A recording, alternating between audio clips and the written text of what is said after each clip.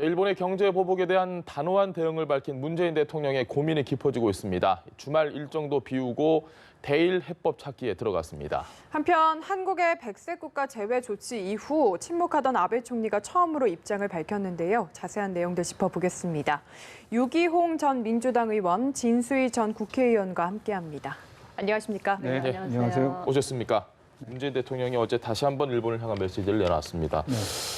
앞선 발언들보다 좀 비교적 차분하다 이런 평가도 있는 것 같은데 여야에서는 좀 상반된 목소리를 내놨습니다. 저희가 준비했거든요. 들어보시죠. 근본 사태의 해결의 관건은 우리 기업의 서플라이 체인의 정상화입니다. 북한과 경협이라는 너무나도 엉뚱한 솔루션을 가지고 나왔습니다. 상상 속 희망과 실현 가능한 대안을 구분하지 못하고 있습니다. 결국 북한 퍼주기로 구실을 만들어버렸다라는 그런 비판이 가능합니다. 남북 경협을 경제전쟁의 해법으로 삼기엔 당장의 상황이 너무나 급박합니다. 지금이야말로 문재인 정부의 외교적 역량을 보여줄 때입니다. 미국과 중국을 비롯한 국제사회의 지지 획득과 대일본 압박 여론 조성에 더 많은 역량을 투입하시기 바랍니다. 우리 국민이 주장하는 길은 쇄국이 아니라 애국의 길이며 위정 척사가 아니라 기술 독립과 부품 소재, 장비 산업 분야에서 자립의 길입니다. 우리 당은 일부 야당의 한가한 백태클과 언동에 발목을 내주지 않고 빠른 시간 안에 기술 독립과 부품 소재, 장비 산업의 자립화를 높일 수 있도록 최선을 다해서 임하겠습니다. 대통령이 어제 많은 얘기를 했는데 그중에 평화경제라는 부분에 대해서 지금 여야가 조금 다른 이야기를 하고 있는 거거든요. 네. 어제 전체적인 메시지에 대한 총평부터 좀 시작해 주시죠. 우선 어제 수석보좌관 회의에서의 문재인 대통령 메시지 중에서 제일 핵심은 혁신 성장입니다. 예. 그 단어가 가장 많이 나왔고, 그리고 우리 경제 체질을 강화하기 위해서 예. 외연을 넓힌다. 혁신 성장을 통해서. 쉽게 말씀드리면 흔히 하는 말로 가마우지 경제에서 펠리칸 경제로 예. 나가야 된다 하는 것이 핵심이고,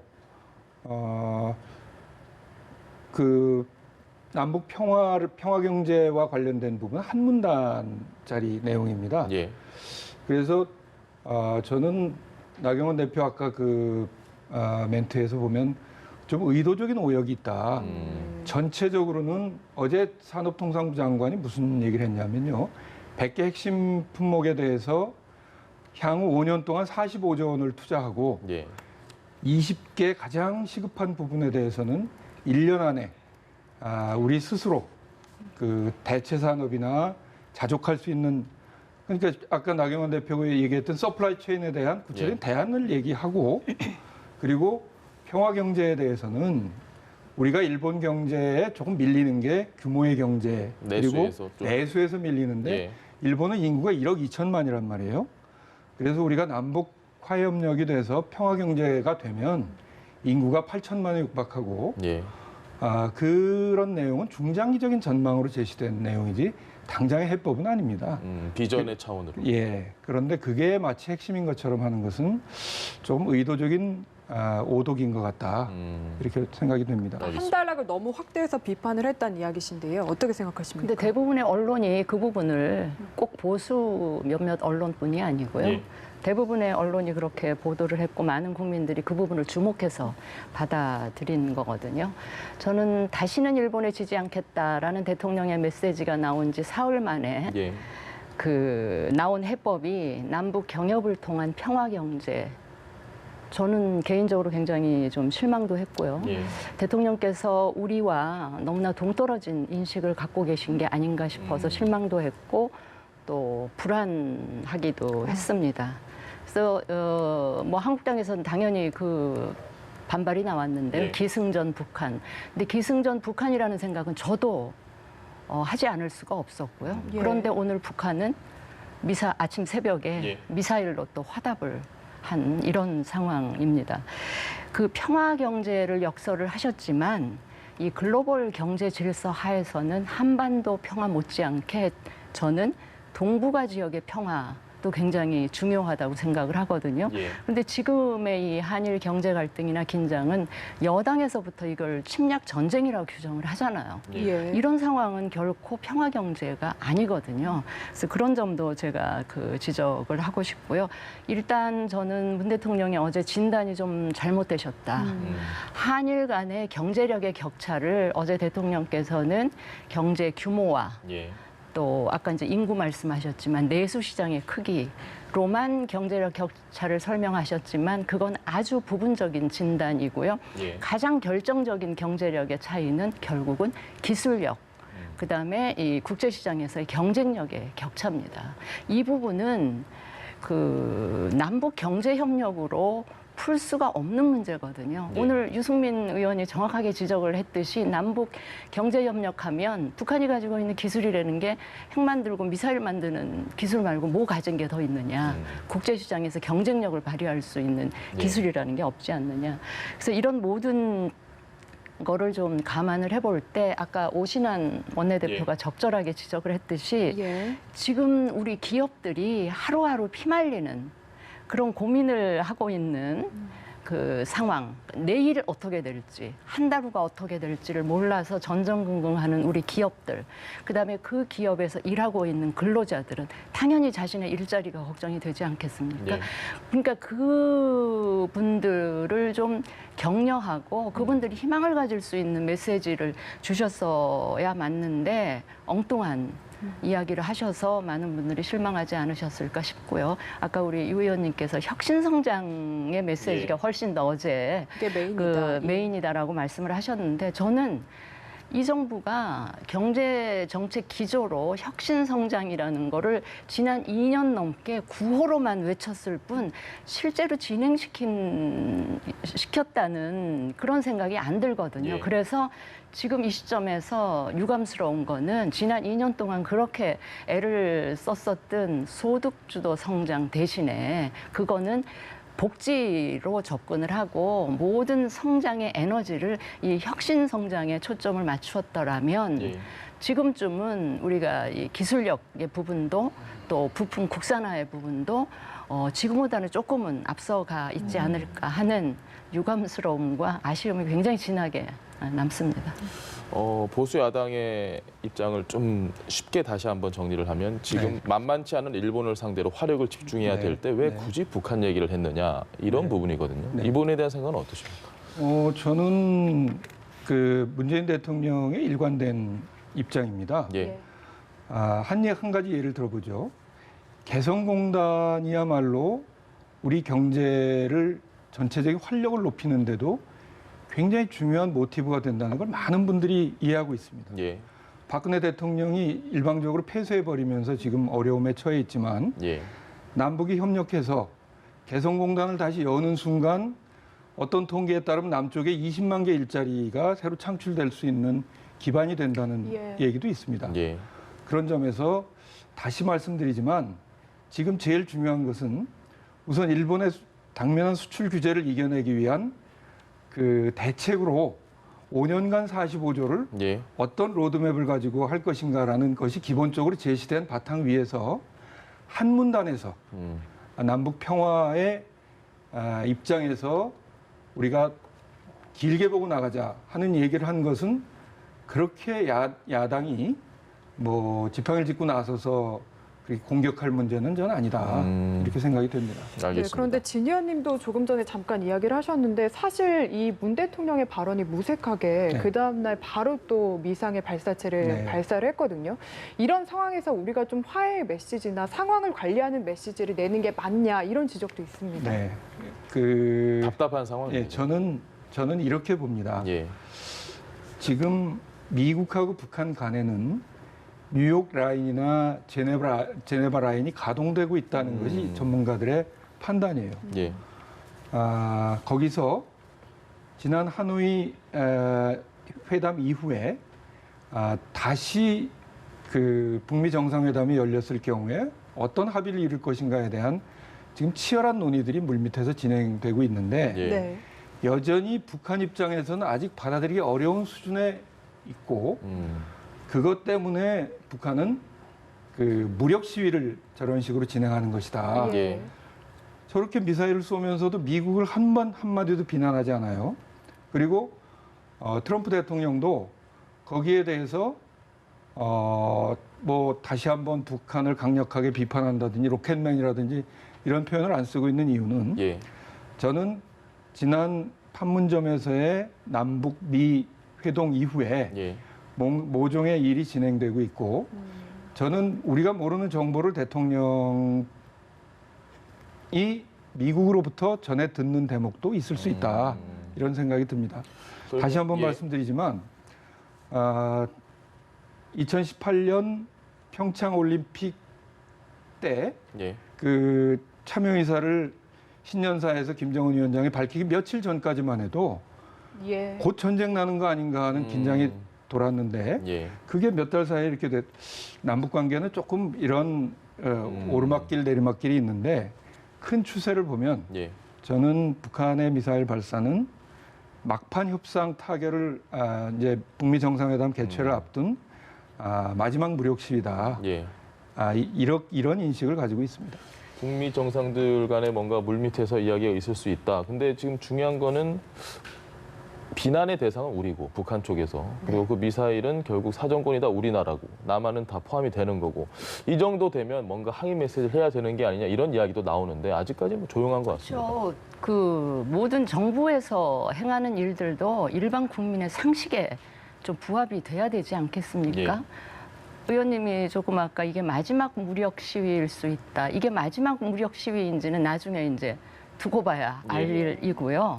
저는 사실은 그 북한이 제가 이 자리에서 굳이 반복하고 싶지 않을 정도로 우리의 자존심을 아주 심하게 훼손하는 그런 유치한 언어로 우리한테 경고한다 뭐 이렇게 얘기를 하잖아요.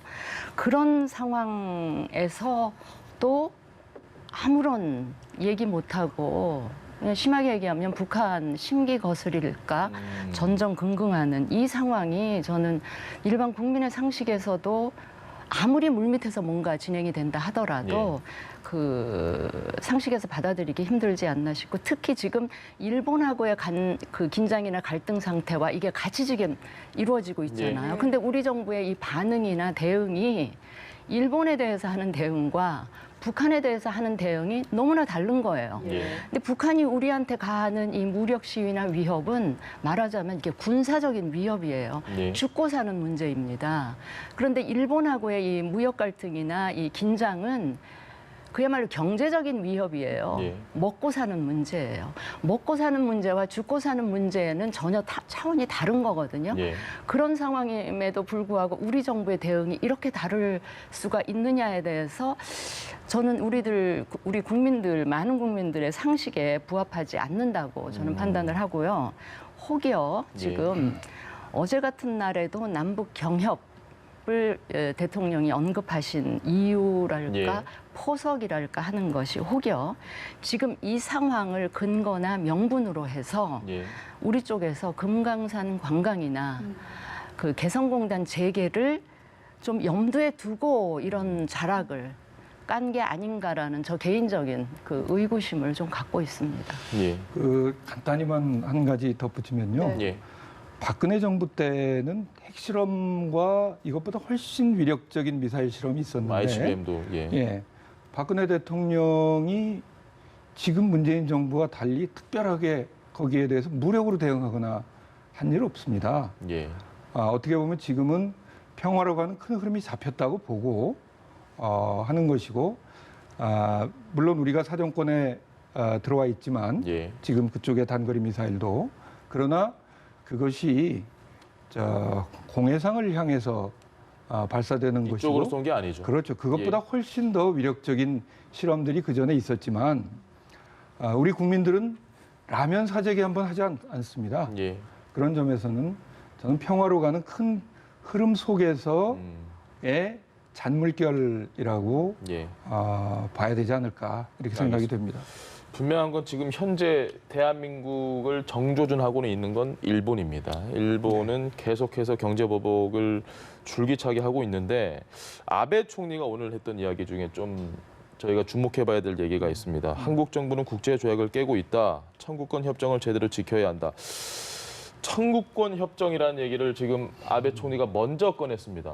진 의원님께서는 이걸 왜 지금 아베 총리가 이 이야기를 했을까? 그 배경이 뭐라고 생각하십니까?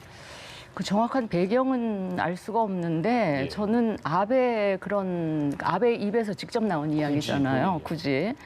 그러니까 결국은 이번에 이 조치가 그 보복성이었음을 저는 자인한 예. 거라고 보고요.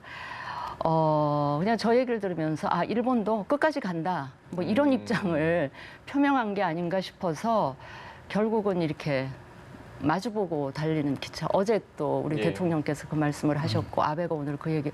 이게 지금 마주보고 그 열차가 달리는 듯한 이런 그 상황인 듯해서 저는 오늘 아베 저 발언을 보면서 무슨 생각까지 했냐면 이게 전 개인적인 예. 생각입니다만 그게 현실 가능성이 어떤지는 제가 판단을 아직 안 해봤는데 차라리 이거 갖고 계속 이런 식으로 신경을 하느니 예.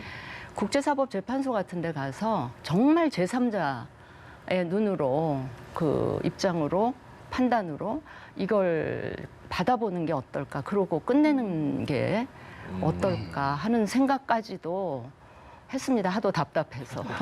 청구권 협정 같은 경우는 근데 이렇게 되면 그때 1965년 당시 했던 게 어떤 거냐 내용도 다시 보고 네, 논의도 네, 다시 네. 하고 일본이 네, 절대 네. 유리할 것 같지는 않은데요. 네.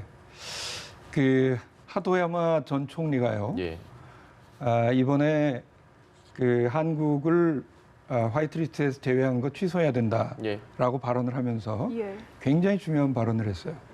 1991년 당시 외무성의 야나이 조약국장이 예. 조약을 담당하는 국장이 대일 청구권 협정이 체결됐지만 개인 간의 문제는 남아있다. 이것을 우리 주장이 아니라 일본 전 총리가 했고 그리고 당시 조약을 다루는 외무성 조약국장이 했다는 겁니다. 중요한 발언입니다. 네, 굉장히 중요한 발언이고 예. 뭐 다른 논쟁적인 면 여러 가지를 얘기할 거 없이 대일 청구권 협정은 그런 것입니다. 제가 전에도 말씀드렸지만 완전한 협정이 아니에요. 예. 거기서 빠져 있었던 문제, 위안부 문제에 결국 빠져서 일본이 마지막까지 국제사회에서 고립당하고 그러지 않았습니까? 예. 그런데 왜 아베가 대일 청구권 문제를 꺼냈을까? 예.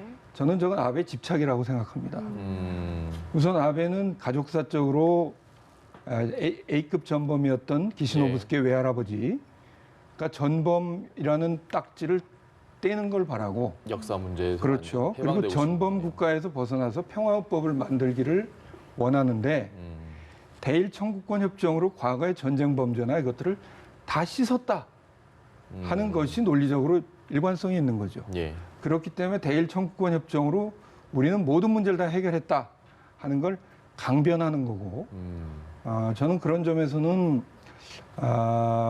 오히려 아베가 자기 약점을 드러냈다. 스스로. 네, 이런 생각을 하게 됩니다. 네, 알겠습니다. 저는 이야기를 들으면서 우려가 되는 점이 집착이라고 한다면 계속해서 이 주장을 반복할 것 같거든요. 입장 그러니까 변화도 없을 거고요. 저도 의원님 예. 말씀을 들으면서 그럼 일본에서 아베 예. 정권이 퇴각하기 전에는 이 끝까지 간다. 끝까지 가지 않겠나라는 생각에 매우 불안하고 걱정이 심이 되는 거죠. 해결책이 앞서 말씀하신 뭐 국제사법재판소 말고 또 어떤 것들 저희가 생각해 볼 수 있을까요? 좀 어렵긴 하겠지만. 굉장히 어렵죠. 일단 이제 경제적으로 한국 경제가 안 그래도 어려운 판에 이 일본 문제까지 덮치다 보니까 예. 이 여파가 언제까지 갈지 이 여파의 그 영향이 어느 만큼이 될지 이게 가늠조차 못한다는 게 더 우리를 불안하게 만드는 이유잖아요. 예. 그 결국은 경제 파트에서는 시간이 좀 걸리더라도 우리가 이 그 기술 뭐 자급자족할 자립이라든지 수 있는. 그런데 사실 그것도 말이 쉽지. 우리 어렵습니다. 정부가 어제 관계부처에서 예. 세 가지를 이야기를 했잖아요. 기술 자립하고 네. 부품 국산화, 그다음에 뭐죠? 수입선 다변화. 답변은. 과연 우리 기업들이 이걸 몰라서 안 했겠습니까? 그동안 알면서도 못했던 거죠. 왜냐하면 중장기적 전략보다도 하루하루 피말리는 국제시장에서의 경쟁력 예. 때문에 못하고 지금까지 온 거였기 때문에 사실 그 문제도 이렇게 말처럼 쉽지 않고요. 어제 정부에서 뭐 몇 조를 40몇 조를 5년간 쏟아부어서 뭔가를 하겠다지만 과연 그걸로 지금 이 문제가 해결이 될지 그러면 그 5년 동안에 우리 기업들이 당할 피해 우리 근로자들이 잃어버릴 일자리의 크기가 어떤지 그런 게 가늠이 안 되기 때문에 계속 그 야당에서도 하는 이야기가 물밑에서라도 외교적으로 좀 풀어라 이런 얘기를 하잖아요. 아까 우리 유 의원님이 북한에 대해서 문 대통령이 이제 그런 입장을 보이는 게 아마도 물밑에서 북한과 미국 간에라든지 우리하고 사이에 뭔가 많이 진행이 되고 있기 때문 아니겠냐 이런 추측을 하셨지만 일본하고도 계속 그다음에 일본하고 직접적인 대화나 이런 게 불가능하면 미국이나 일본과 우호적인 다른 나라들을 끌어들여서라도 이 물밑에서라도 외교적인 협상을 계속 하는 게 우리 기업의 피해를 네. 줄이고 그 시간을 좀 앞당기는 가장 그 지혜로운 길이 아닐까 싶습니다. 사관급을 2번이나 보냈죠. 예. 비공개로. 그런데 일본이 지금은 그걸 받아들이지 않고 있습니다. 예. 저는 아베의 집착이라고 말씀드렸는데 저게 어느 순간 이제 평화헌법 개정의 속셈을 드러내는 순간 예. 일본 내에 이번 문제에 대해서는 여론이 아베한테 약간 유리할 수 있지만 예. 평화헌법 개정에 대해서는 강력한 반대 의견이 있습니다. 예. 아까 하도야마 전 총리 얘기도 했지만 한국은 적인가라는 서명이 6천 명을 돌파했어요. 그리고 일본 내에 아베의 노선에 반대하는 흐름들이 만만치 않게 존재하고 그런 점에서 어제 메시지에서 우리가 민주인권과 자유무역주의를 공고히 한다라는 대통령의 메시지는 일본의 그런 민주인권과 자유무역에 동의하는 분들에게 보내는 메시지의 의미도 가지고 있다. 저는 그렇게 봅니다. 그러니까 바로 그 평화헌법 문제 때문에 저는 뭐 그 질문 하실 계획이 있으셨는지 모르겠는데 지소미아 파기 문제, 예. 지소미아 파기 문제도 우리가 매우 신중해야 할 것 같아요. 이 지소미아라는 게 사실 한일 간 두 나라 간의 군사 정보 보호 협정이긴 하지만 예. 미국하고도 미국의 이해관계도 굉장히 맞물려 있는 부분이고 네. 오히려 우리가 지소미아 파기하겠다라고 나왔을 때 일본이 그게 바라는 바일 수도 있지 않을까 싶고요. 오히려 그걸 기화로 해서 이 평화헌법에 대한 여론을 자기네들 국내 여론을 조성할 수도 있겠다라는 제가 그런 걱정 때문에 이 지소미아 파기 문제에 대해서는 굉장히 신중해야 된다. 물론 지금 여당 일각이나 또 장관들까지도 그 이야기를 하고 있지만 예.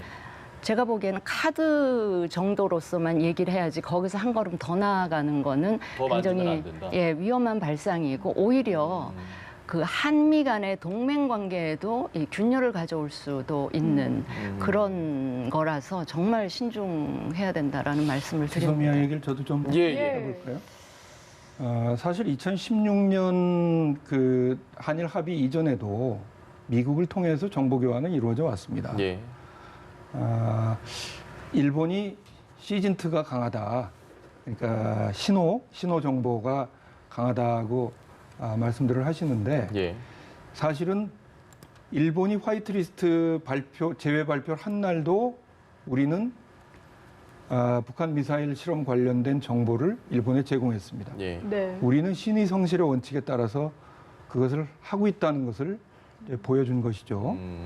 저는 파기라기보다는 이제 연장 부동의가 이제 연장 부동의. 예, 그게 예, 정확한 정확한 표현이라고 표현이겠네요. 생각하는데요.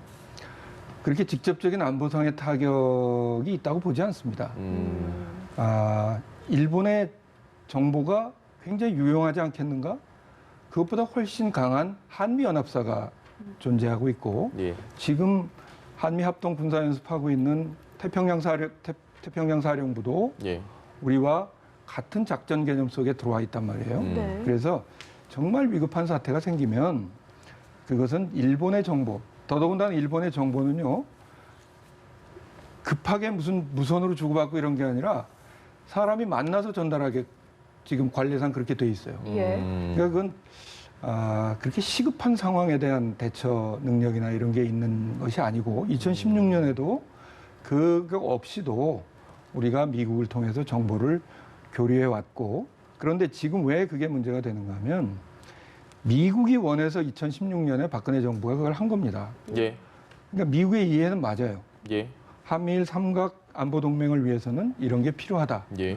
그런데 일본이 저렇게 나오니 우리 입장에서는 아니 우리를 안보적으로 신뢰 못 한다는데 우리 군사 정보를 저쪽에 어떻게 주냐? 어떻게 주냐라고 하면서 1번 카드로 사용한다. 아직 24일까지 시간이 남아 있습니다. 예. 두 번째, 설사 우리가 연장 부동의 하더라도 오히려 미국이 한미일 이 삼각 안보 동맹을 가져가기 위해서 미국의 개입을 끌어내는 레버리지를 높일 수 있는 그런 장치가 된다. 예. 그런 점에서 저는 아직은 카드지만 일본의 태도 여하에 따라서는 연장 부동의가 미국의 보다 적극적인 개입을 이끌어내는 지렛대가 될 수 있다. 이렇게 생각이 듭니다. 그 부분에 예, 대해서는 말씀하시죠. 동의해요. 예. 예, 미국의 중재 역할을 끌어낼 수 있는 카드로 활용하는 거에 네. 대해서는 예. 동의를 하는데 그게 혹여 이제 일본 내에 그 아베의 집착이 예. 원인이라면 그 아베와 그의 추종자들이 결국 지소미아 파기를 핑계로 평화헌법으로 더 밀어붙이는데 그 일조하는 결과를 가져올 게 아닐까 하는 그런 우려가 있는 거죠.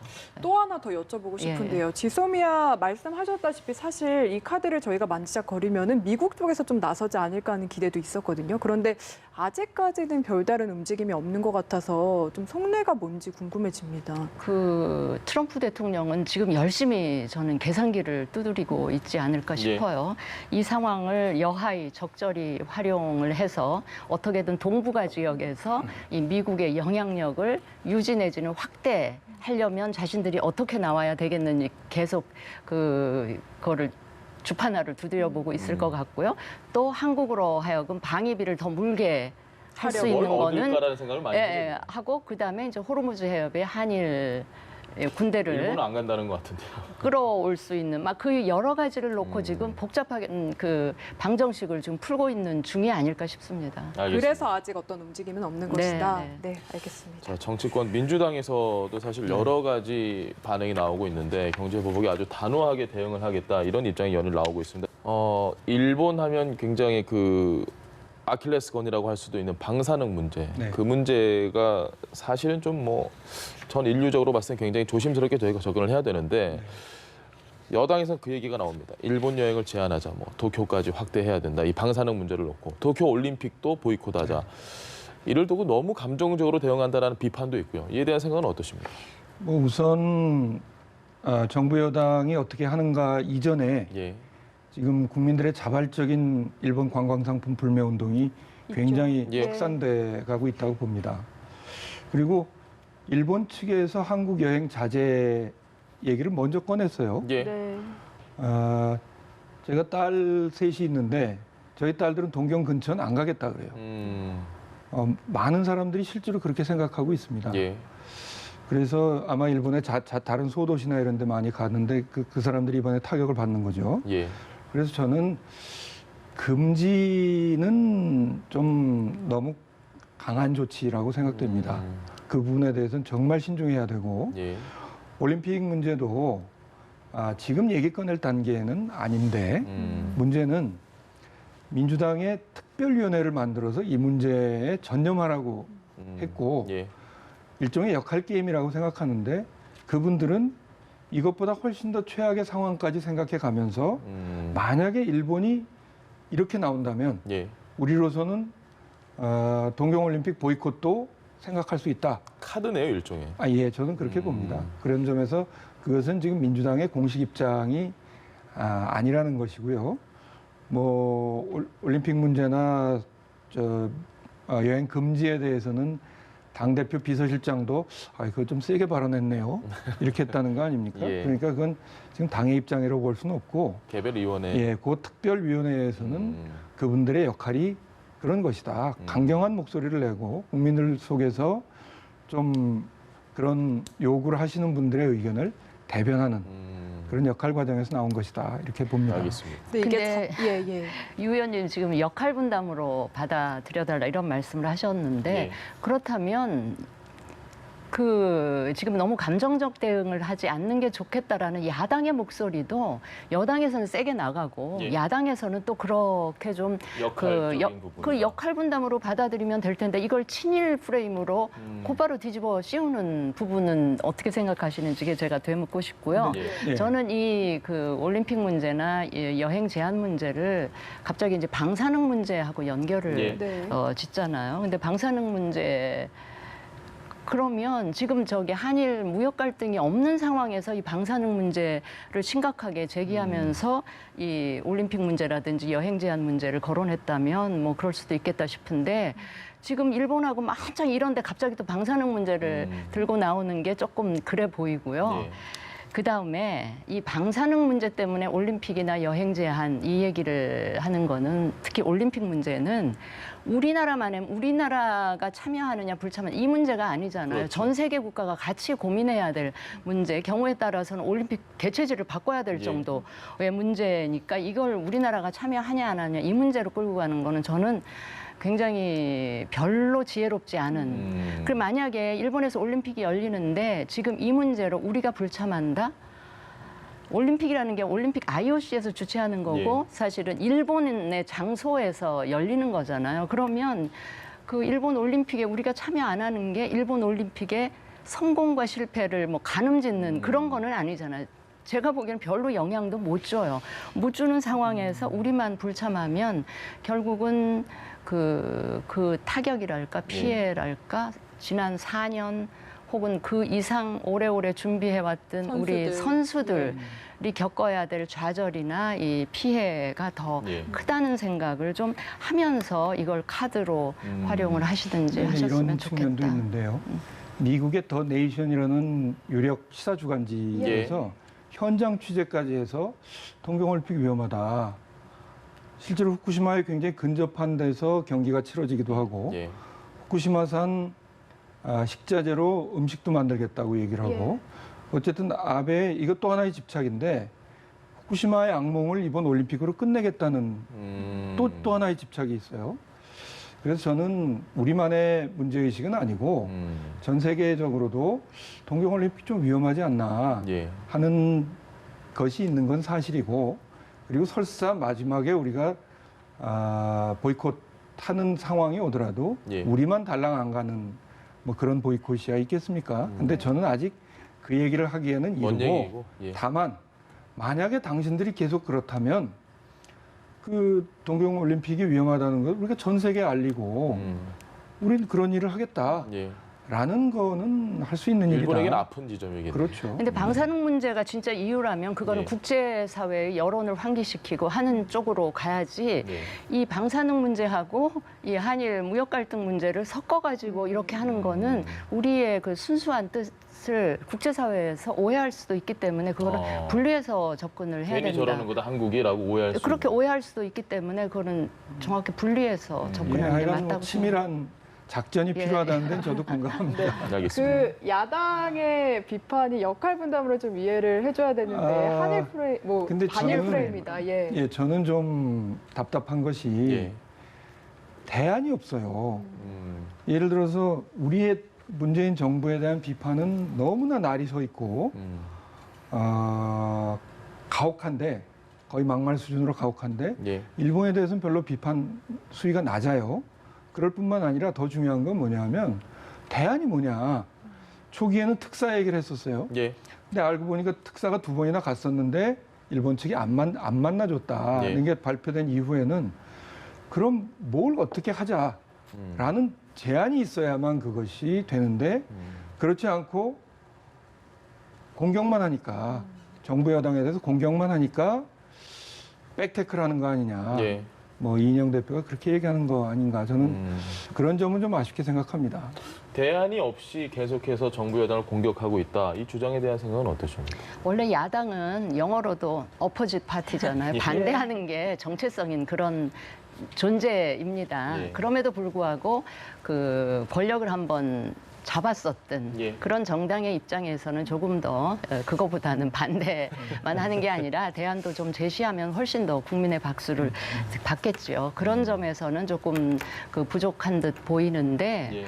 그런데 저 사태가 터졌을 때 나경원 원내대표가 국회 차원에서 좀 그 방일단 구성해서 하자 뭐 이런 그것도 나름 건설적인 대안이라면 대안이거든요. 근데 예. 제가 아까 그 친일 프레임 얘기를 왜 말씀을 드렸냐면 사실 지금 그 민주당에서 활동하시는 많은 분들이 과거에 독재 정권을 상대로 민주화 투쟁을 많이 예. 하셨던 분들이잖아요. 우리 유 의원님도 열심히 학생운동 하신 걸로 알고 예. 있는데 그럴 때 그 상대인 독재 정권이 그 민주화 운동하는 분들에게 빨갱이라는 예. 그 프레임을 프레임을, 예. 씌웠잖아요. 그걸 당했었던 분들이 왜 그 지금 이 상황에서 이 정권과 조금 다른 이야기를 하고 다른 방식을 제안하면 친일 프레임으로 확 뒤집어 씌우는지 저는 제가 바라보는 입장에서 굉장히 좀 안타까워서 아까 그런 말씀을 드렸던 일본이 겁니다. 들어가면 참 골치 아픈 것 같습니다. 대한민국은 참 일본이 도움이 안 되기도 하고 도움이 돼야 되는 나라인데 자 주제 바꿔보겠습니다. 차기 대선 주자 선호도 조사가 나왔는데요. 이낙연 국무총리가 황교안 자유한국당 대표를 오차 범위 밖에서 밀어내고 지금 1위를 차지했습니다. 처음이거든요. 어떻게 좀 분석을 하고 계십니까? 우선 황교안 대표가 떨어진 측면이 더 강하다고 저는 생각합니다. 이낙연 총리가 네. 잘한 올라가는 것보다. 거.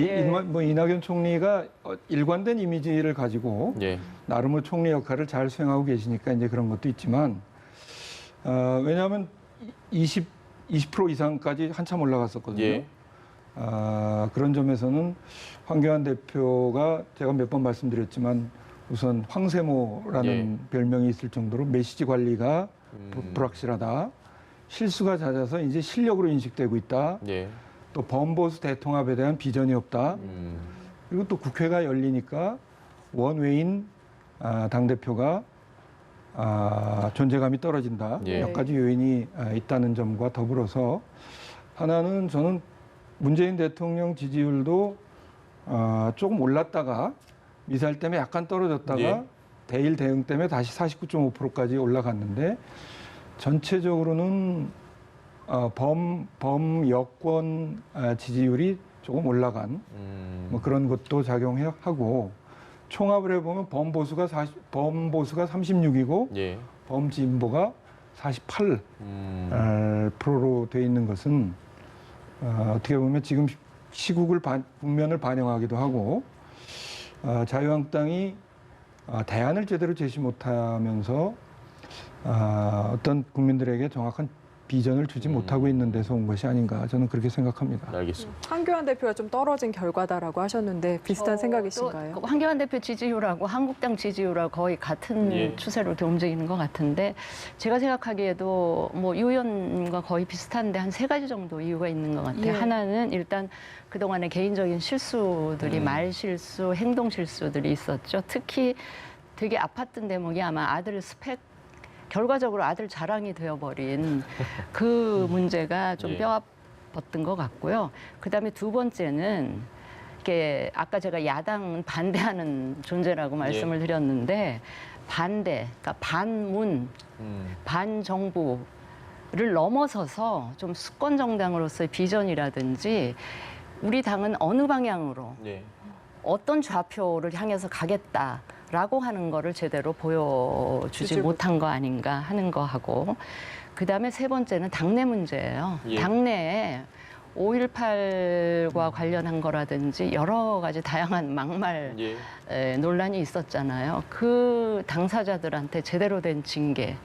최근에 왜 신상필벌 말씀을 예. 하셨는데 당내 그런 여러 가지 문제들에 대해서 신상필벌을 제대로 하지 못한 점. 그다음에 한 가지 더 지적하자면 그 당직 인사가 예. 그 황 대표 본인은 뭐 개파 없다고 얘기를 하셨지만 이거는 누가 봐도 사실은 친박 인사들을 다 중용한 거거든요. 그래서 밖에서 보기에는 결국은 도로 친박당, 결국 한국당은 변화와 혁신의 의지가 안 보인다라고 하는 게 이제 한국당과 황 대표의 지지율을 끌어내린 굉장히 중요한 요인이 되지 않았나 싶습니다. 황 대표 행보를 좀 마지막으로 여쭤보겠습니다. 지금 일본 수출 규제 때문에 피해를 본 현장을 좀 찾아다니겠다, 민생을 좀 보겠다 이런 행보인데 이에 대한 생각은 어떠십니까? 근데 대단히 죄송한 표현이지만 예. 그거야말로 좀 뜬금없는 일이라고 생각합니다. 예. 어떻게 보면 지금은 정책적 대안을 어떻게 만들 건가 하는 건데 사실 이 장면이 처음은 아니었어요. 예. 장외투쟁 처음 시작하는 날 자갈치장이 문 닫는 날 잡아서 예. 불 꺼진 자갈치장에서 장외투쟁 시작했던 뭐 그런 초상도 있었습니다만 지금 시기에 그 현장에 가서 목소리를 듣는다 그래서 일본에 맞설 수 있는 정책적 대안이 나온다고 생각하지 않습니다. 왜냐하면 저는 이 점을 황 대표가 빨리 극복을 하셔야 되는데 예. 본인이 원외이기 때문에 그러나 국회의원이 100명이 훨씬 넘는 거대 정당 대표란 말이에요. 예. 그것도 압도적 지지로 당선된 대표인데 그 사람들을 움직여서 핵무장 하자 이런 터무니없는 얘기 하시는 분들은 좀 못하게 하고 예. 정말 이 시기에 필요한 대안을 어떻게 만들 건가 하셔야 되는데 현장과 떨어진 그 지역을 돌아다니면서 거기서 듣는 목소리로 정책적 대안은 전 나오기 어렵다고 생각합니다. 일선 노동자들하고 얘기해서 장비 소재 부품 문제에 대한 대안이 국산화나 나오겠습니까? 이런 부분은, 예. 고충을 들어주시는 건 할 수 있겠지만 그건 지금 할 때가 아니다. 근데 죄송한 그렇게 말씀이지만 봅니다. 예. 제 경험에 비춰보면 우리나라 정치에서는 자신들이 잘해서 지지율이 올라가는 일은 굉장히 드물고요. 예. 상대방의 실수나 손님 실수에 의해서 반사이익적으로 지지율이 변화가 되는 게 더 많기 때문에 예. 아마 열심히 그 애는 쓰셔도 그 결과에 반영되기 힘들지 않을까 싶고 앞으로 이제 뭐 청문회라든지 이런 게 예정이 돼 있기 때문에 뭐 그런 요인들이 그 지지율 변화에 오히려 더 영향을 미치지 변수가 않을까 그런 생각을 해봅니다. 알겠습니다. 네, 유기홍 전 민주당 의원, 진수희 전 국회의원이었습니다. 말씀 감사합니다. 네, 예, 고맙습니다. 감사합니다.